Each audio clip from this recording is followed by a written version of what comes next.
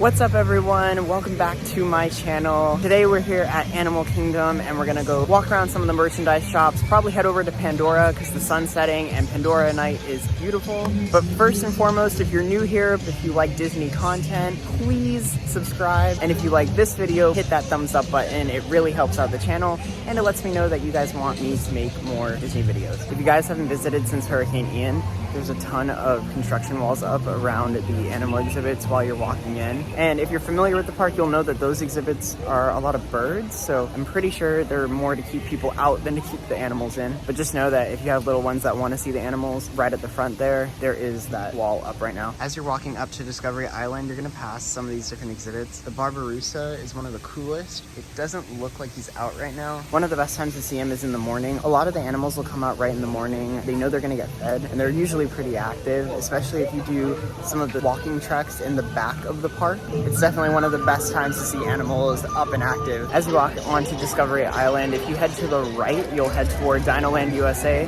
which they're talking about changing right now. At D23, they released a lot of concept art for what it's going to become. They're looking at Moana and also Zootopia. But if you head to the left, you'll head over into Pandora, which, like I said, at night, the world of Pandora just really comes alive.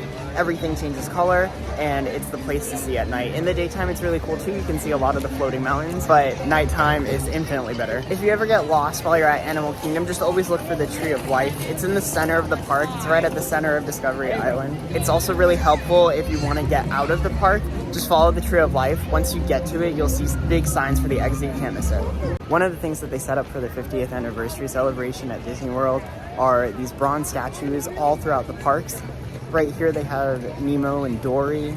I haven't actually seen the new Finding Nemo show, which apparently they've revamped and reopened, but it's definitely on my list of things to check out soon. Walking into Dinoland from Discovery Island, you'll first head to Donald's Dino Bash. It's a good area if you have kids to let them run around and play. It's kind of like a playground. Dinorama takes up the majority of Dinoland USA. It's like a fair setup. There's games to play, there's Triceratops Spin, and there's the empty lot that used to be Primeval Whirl, which let me know in the comments if you're a fan. I certainly was, but I know a lot of people hated it because it either made them really dizzy or it gave them massive headaches. But I don't know, I always enjoyed it and I feel like I can't be alone, so let me know. I'm gonna head over and ride Dinosaur. It's one of my favorite rides in the park. If you're on the West Coast, you're probably really familiar with Indiana Jones if you go to Disneyland a lot. And Dinosaur is actually our version of that ride track with the changes in the theming of the land. I don't know for how much longer Dinosaur is going to be here, so I want to get in as many rides as I can before they take it away, if they take it away. I talked up Dinosaur so much and I got here and the ride is actually down right now, which is very frustrating because I checked before making a reservation to Animal Kingdom specifically like 30 minutes ago and it was only a 20-minute wait and now it's not operating. But I'll definitely head back soon and take you guys on it with me and show you the ride a little bit if I can. It's a really dark ride. It's definitely for older kids and adults. I was terrified of this ride when I was younger and now I love it. It's one of my favorite rides. But let's go walk around a little bit, see what else we can do. Now that the sun really is setting, we can head over to Pandora and check that area out a little bit too. A good place to eat if you have picky eaters in your family is Restaurantosaurus here in Dinoland. It has like the standard theme park food like chicken nuggets and hamburgers. And a really fun fact, it actually used to be a McDonald's, which is why in Dinosaur, some of the pipes running through the ride have the chemical compounds for mayonnaise, mustard, and ketchup on them, which is cool if you're a chemistry nerd or a science nerd in general. As you walk out of Dinoland heading toward Asia, you'll pass the theater where the Finding Nemo show is. Across from that is an outdoor amphitheater where they do kite tails. Thankfully, it's ending. It was honestly the worst show at Disney. The best part of the entire show was watching the kites crash, but they got really good at making sure that they don't crash, so it got kind of boring to watch after a while. If you continue walking toward Asia, the first thing that you're going to come to is Expedition Everest. You'll see this massive mountain, which is actually the Forbidden Mountain, not Everest, even though the ride is called Expedition Everest. Expedition Everest is a pretty intense roller coaster. If you're not okay with roller coasters, I don't recommend it. It goes backwards at one point, and that's probably the most intense part of the ride. But if you like roller coasters, it's so worth it. It's definitely one of the better rides at Disney World in terms of thrill rides. But my favorite thing about Animal Kingdom is the theming, because even as you walk into Asia, they place so much emphasis on the theming in this entire park.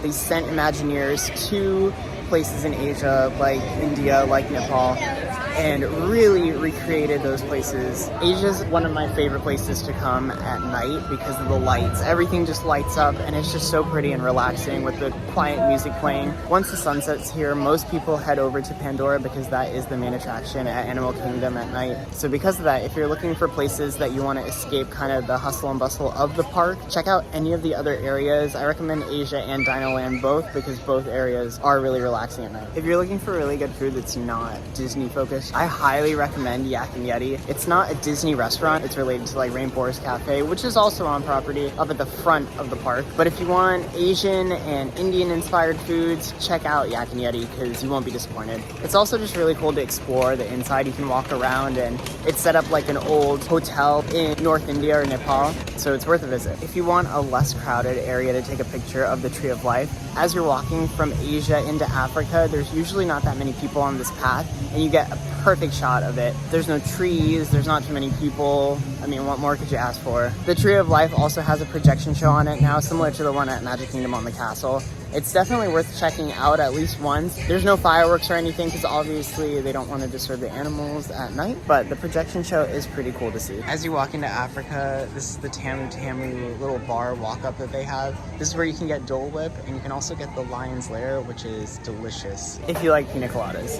Once you walk into Africa, if you turn right, that's where the safari is, and you can also get to Rafiki's Planet Watch. Rafiki's Planet Watch is like a kids area. They have a petting zoo, and the safari itself, Kilimanjaro Safari, is always fun. It's one of the top attractions to see at any of the parks at Walt Disney World, so make sure and check it out if you haven't. If you take the path from Africa over to Pandora, you'll pass by the Harambe Theater, which is where you can see the Festival of the Lion King, which is one of the best shows on property. It's super lively. There's all the characters and all the songs from the movie. So if you are a Lion King fan, definitely check it out. There are two ways to get to Pandora from Africa. You can either go across the bridge onto Discovery Island, make a right, and then head all the way down, or you can take the shortcut, which not that many people take, which is a bridge that cuts from Africa directly into Pandora. I just went to Pongu Pongu, which is the bar here in Pandora, and I got a Night Blossom, which is their non-alcoholic drink. It's super sweet. It tastes like a rocket pop, which is really sugary. So if you don't like sugary things, don't get this drink. I'm not gonna ride anything today in Pandora because Flight of Passage and Navi River Journey are both